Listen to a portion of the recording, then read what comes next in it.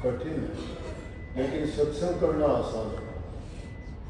परंतु सत्संग जो करता है, सत्संग सुनता है, उसके लिए ध्यान और भजन आसान बने। सत्संग वो रास्ता है जो हमें भक्ति के मार्ग पर चलने के लायक बनाता है और मंजिल तक पहुंचाता है। क्योंकि सत्संग से हमारे बुरे विचार, बुरे ख्यालात, बुरी आदत, जो भी कुसंग का प्रभाव हमारे ऊपर होता है, आपस का कुसंग तो शायद हम दूर कर लेते हैं, लेकिन सबसे बड़ा कुसंग इस जीव के साथ में मन और माया का लग गया।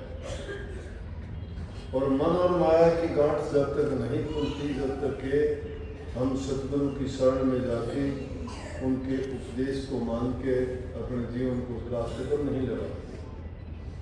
और वो रास्ता सिर्फ सत्संग है।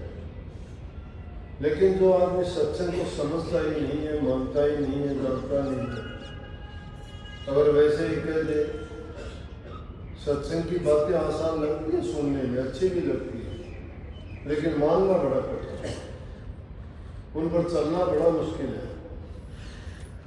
ये रास्ता बड़ा टेढ़ा है। आ भी जाएंगे, बैठ भी जाएंगे, एक उद्देश्य नहीं होता इंसान, कोई देखने के लिए आता है कि सत्संग देखें क्या करते हैं। और फिर वो जो कुछ दृष्टि वाले लोग होते हैं, वो गुण ग्रही होते हैं, गुण लेके नहीं जाते। वहाँ से क्या क्या क्या कहेंगे वो बातें बाहर जाके, और वहाँ तो जाके इकट्ठे होते हैं ना, वो हलवा बनाते हैं और खाते हैं, थोड़े 2-4 शब्द गीत गा लिए और उसके बाद छुट्टी।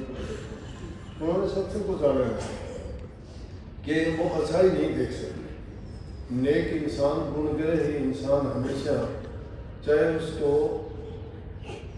बुरी से बुरी जगह से गुजरना पड़े, वहाँ से भी वो अच्छे गुण लेके आए, क्योंकि उसको गुण ग्रहण करने की आदत नहीं है।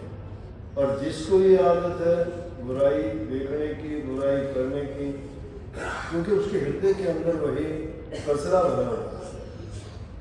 हमने हमारे दिमाग को कचरे का ढोल बना लिया है, जो भी बुराइयां हैं जितनी उसमें डालते हैं। मुख्य रूप से कह देते हैं कि निंदा ना करो, ईर्ष्या ना करो, चुगली ना करो, किसी को दोष ना देखो। अगर किसी के हम दोष देखते हैं, दुर्गुण देखते हैं, इसका मतलब ये कि हमारी जरूरत और चाह वैसी है। इंसान को दूसरे के बुराइयों को नहीं देखना चाहिए। किसी में अगर अच्छे गुण हैं वो ग्रहण कर लेने चाहिए, बाकी की चीज छोड़ देनी चाहिए। मैं एक एग्जाम्पल दिया करता हूँ कि आज़ादी से पहले ये हवाई जहाज का इतना चलन नहीं था, जिसमें हमारे पुराने नेता हुए आज़ादी की लड़ाई के लिए जिन्होंने आंदोलन चलाए, लड़ाइयाँ लड़ी। तो महात्मा गांधी एक बार पानी के जहाज में सफर कर रहे थे, तो उस टाइम में यहाँ विदेशी लोग भी पानी के जहाज़ों से आते जाते थे। गरीब आदमी तो किस लिए जाता, कोई काम ही नहीं था। कुछ जो व्यापारी लोग थे वो जाया करते, एक दूसरे देशों से व्यापार करते थे। लेकिन इस तरह से जाने वाले जैसे यात्री लोग, विद्यार्थी लोग भी पानी के जहाज से सफर करते थे। तो पंडित जवाहरलाल नेहरू हैं, गांधी जी हैं और दूसरे लोग काफ़ी ऐसे थे जो विदेशों से पढ़ के आए। तो गांधी जी भी जब बाहर गए तो साथ में एक अंग्रेज बैठा हुआ था। ये उस टाइम की बात है जब आंदोलन आज़ादी के लिए। तो क्योंकि उनको पता था कि ये आज़ादी में बढ़ चढ़ के भाग लेते हैं, लोगों को ये तुम्हारे विरुद्ध भड़काते हैं, उनके तो विरुद्ध था, लेकिन देश के लिए तो फेवर में था, देश की स्वतंत्रता के लिए लड़ाई करते थे।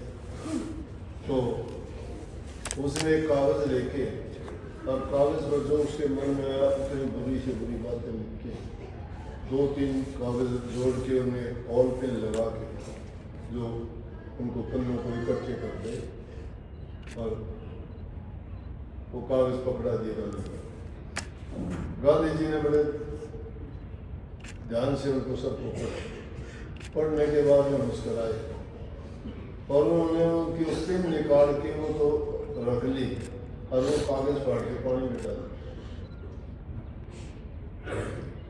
अब उसको वो इस बात की भी चिढ़ हो गई, वो सोचने लगे तुमने तो जो तेरा बुरे से बुरा तो कर सकता था वो कर दिया, लेकिन इस इंसान में तो धैर्य, धीरज, धैर्य रखना, सहनशीलता, किसी बात को सहन करना, ये महानता का लक्षण है। जिस प्रकार से खोद खाद धरती से काट बाट बन रहा, दुष्ट वचन तो सज्जन से है, उसे सहा नहीं जाता।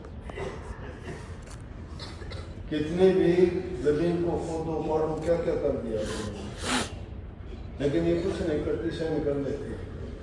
और काट बाट बन रहा, कितने जंगलों को काट के हमने क्या क्या कर लिया, लकड़ियों और पेड़ों को काट के, लेकिन उतने ही फिर हो जाते हैं।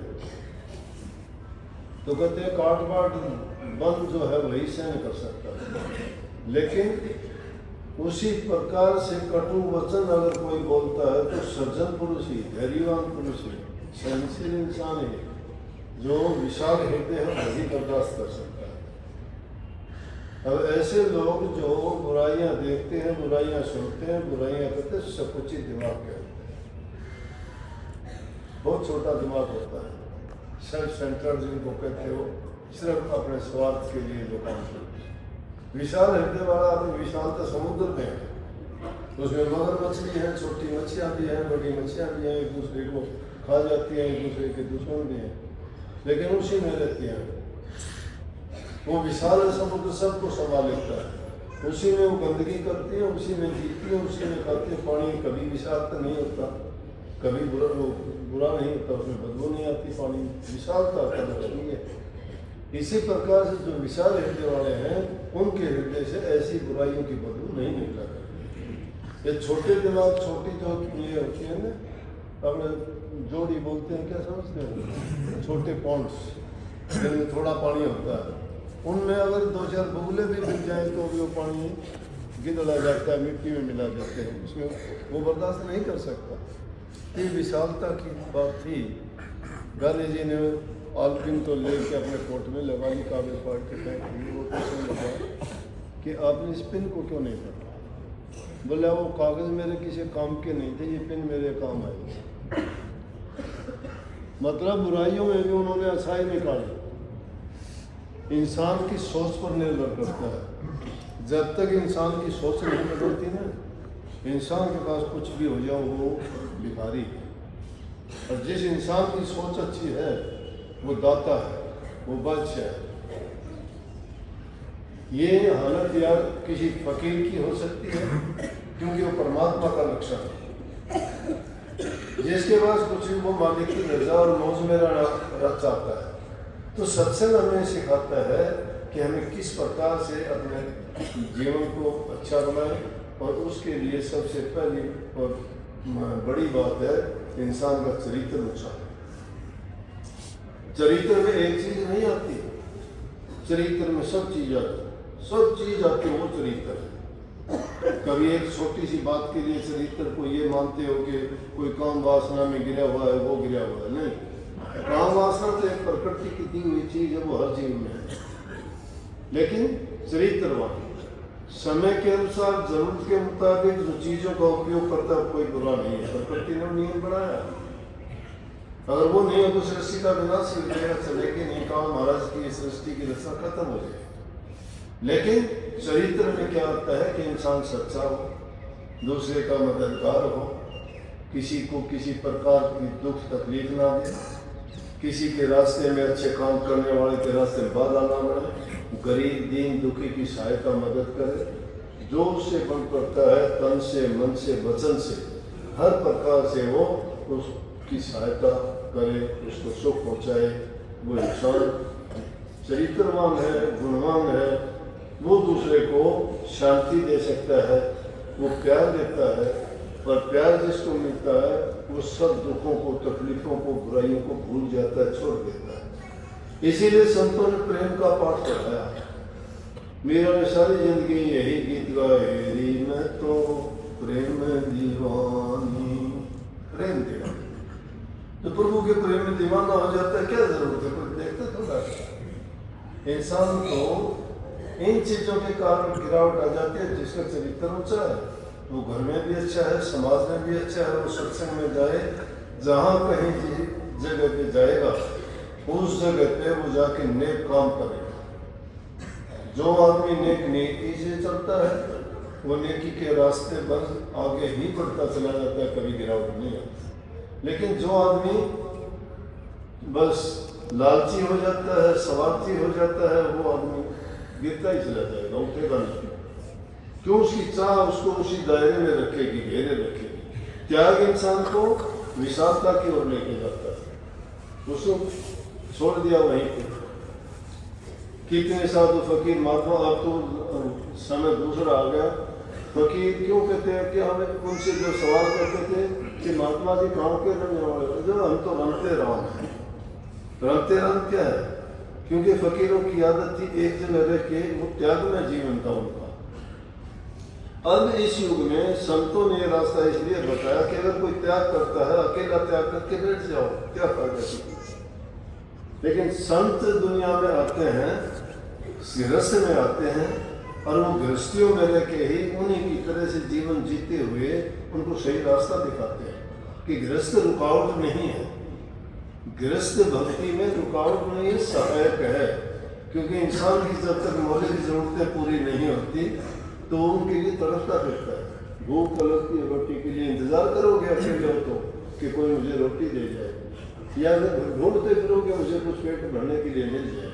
क्योंकि सब ने, फकीरों ने, महात्माओं ने, संतों ने कहा कि ये भूख सबसे बुरी है जो दर दर पे भागी फिरती है टुकड़े के लिए। कबीर साहब देखे, कबीर खुद कुकरी करे भजन में भंग था, वो टुकड़ा डाल के भजन करो निशा।